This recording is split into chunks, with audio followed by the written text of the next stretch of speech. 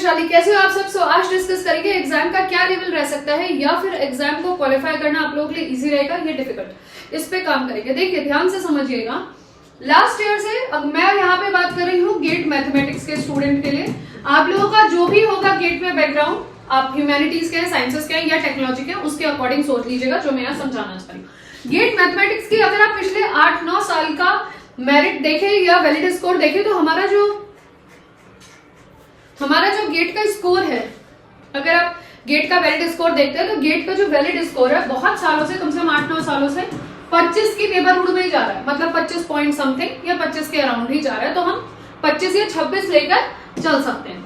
अब हम इसको लेके क्या सोच सकते हैं कि गेट का एग्जाम इजी है या डिफिकल्ट। देखिए कैसे समझेंगे, हमारे पास जो टोटल मार्क्स रहते हैं एग्जाम में वो रहते हैं 100। जो टोटल नंबर ऑफ क्वेश्चंस आते हैं वो आते हैं 60 से 65 के बीच में क्वेश्चंस आते हैं जो हमें करने रहते हैं, और ये हमारे टोटल मार्क्स रहते हैं जो एग्जाम में आते हैं।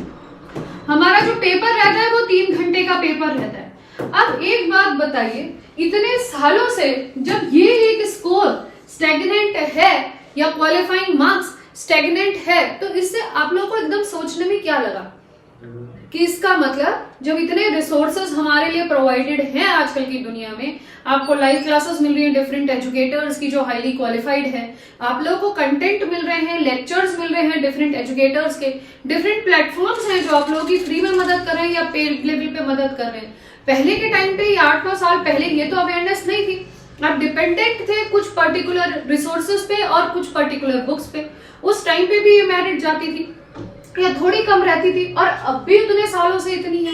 इससे क्या कंक्लूजन निकाला जा सकता है, खुद सोचिए और मुझे कमेंट के द्वारा बताइए। अब मैं बताती हूँ, देखिए अगर लेवल ऑफ मेरिट उतना है या उसके आसपास ही रुका हुआ है, इसका मतलब कि हर बार जो भी ऑटोनोमस बॉडी एग्जाम कंडक्ट करा रही है या एग्जाम के क्वेश्चंस को डिजाइन कर रही है, वो अपने लिए कितनी मेहनत रख रही है ताकि उस लेवल के क्वेश्चंस हर साल बन सके, और एग्जाम का जो मेरिट है या जो वैलिड स्कोर है जितना आता है उसी के आसपास बना रहे। तो समझिए लेवल ऑफ क्वेश्चंस इंक्रीज करना पड़ेगा, क्योंकि आप प्रोपोर्शनेट है ना, जितने आपके रिसोर्सेज बढ़ रहे हैं तो डिफिकल्टी लेवल तो बढ़ाना ही पड़ेगा, क्योंकि इस इतने अवेलेबिलिटी ऑफ रिसोर्सेज में आप लोग कितने बार प्रीवियस ईयर क्वेश्चंस कर चुके हैं, कितने बार आप नए टेस्ट सीरीज लगा चुके होंगे, नए मॉक टेस्ट लगा चुके होंगे, पीवाईक्यूज को रिगरस प्रैक्टिस कर चुके होंगे।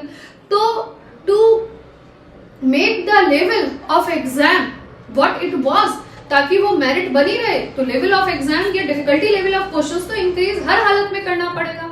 तो ये ध्यान रखिए कि इस बार का भी जो पेपर आएगा वो 25 के आसपास जैसा या 25 से ज्यादा ही डिफिकल्ट आपको मिलेगा। ये कहना कि एग्जाम का लेवल बिल्कुल डाउन हो जाएगा, it will be wrong. Exam का लेवल या तो 25 के आसपास मिलेगा या 25 से ज्यादा बेहतर ही मिलेगा, क्योंकि वैलिड स्कोर वही के आसपास इतने सालों से जब रहा है तो अप्रोक्सीमेशन में हम कह सकते हैं कि उसके आसपास इस साल भी रहेगा। इसका मतलब level of questions her subject के हर टॉपिक वाइज जो भी एग्जाम में आएगा वो इंक्रीज होगा। अब इस बात को सोच पे रखते हुए या इस बात को दिमाग में रखते हुए आई होप जो भी बच्चे तैयारी कर रहे हैं, अभी 20 दिन आप लोगों के हाथ में हैं, तो आप लोग अच्छे से मेहनत लगातार करते रहिए। सब्जेक्ट्स जो आपको पसंद हैं या जो सब्जेक्ट्स आपने सोचे हैं एग्जाम में जिनके क्वेश्चंस आप करना चाहेंगे, उनके रिविजन्स करना शुरू कर दीजिए और उनके पीवाईक्यूज को कम से कम 3 से 4 बार एनालिसिस कर लीजिए। तो ये जो टेक्निक रहेगी, ये एक तो खुद आप अप्रोचेबल बनेंगे अपने सब्जेक्ट को तैयार करने के लिए, प्रीवियस ईयर का लगातार एनालिसिस करते रहेंगे तो आपको ये पता रहेगा कि एग्जाम का लेवल 23 में, 24 में, 25 में किस तरीके से लेवल रेज हुआ है, सब्जेक्ट वाइज, टॉपिक वाइज किस तरीके से क्वेश्चंस के फॉर्मेशन आ रहे हैं। दूसरा, आप ये जरूर समझेंगे कि क्वेश्चंस के फॉर्मेशंस में चेंजेस क्या हो रहे हैं और किस तरीके से ऑप्शंस को एमएसक्यू, एनईटी और एमसीक्यू के टाइप में पूछा जा रहा है। तो this will going to help you to qualify your exam. ये चीज आपको जरूर मदद कर देगी। वैलिड स्कोर अगर इतना भी रहेगा तो मेहनत आपको ज्यादा भी करनी ही चाहिए, ताकि आप अपने स्कोर से कहीं ज्यादा मार्क्स लाके एक अच्छी परसेंटेज या अपना एक अच्छा स्कोर अपने लिए बना सके। सो एंड करते हैं इसी पर्टिकुलर पॉइंट पे। अगर वीडियो अच्छी लगी हो तो चैनल को जरूर सब्सक्राइब करिएगा। अगर आप आईआईटी जैम करना चाह रहे हैं, सीयूईटी, पीजी, सीएसआईनेट या गेट, अगर आपको किसी भी टॉपिक से रिलेटेड या कॉन्सेप्ट से रिलेटेड या कंपटीशन से रिलेटेड कोई दिक्कत हो तो आप कमेंट के द्वारा हमसे पूछ सकते हैं। और इसके अलावा क्वेश्चंस में दिक्कत हो तो आप हमारा व्हाट्सएप ग्रुप भी ज्वाइन कर सकते हैं, जिसका लिंक आपको डिस्क्रिप्शन में मिल जाएगा। So thank you for watching this video.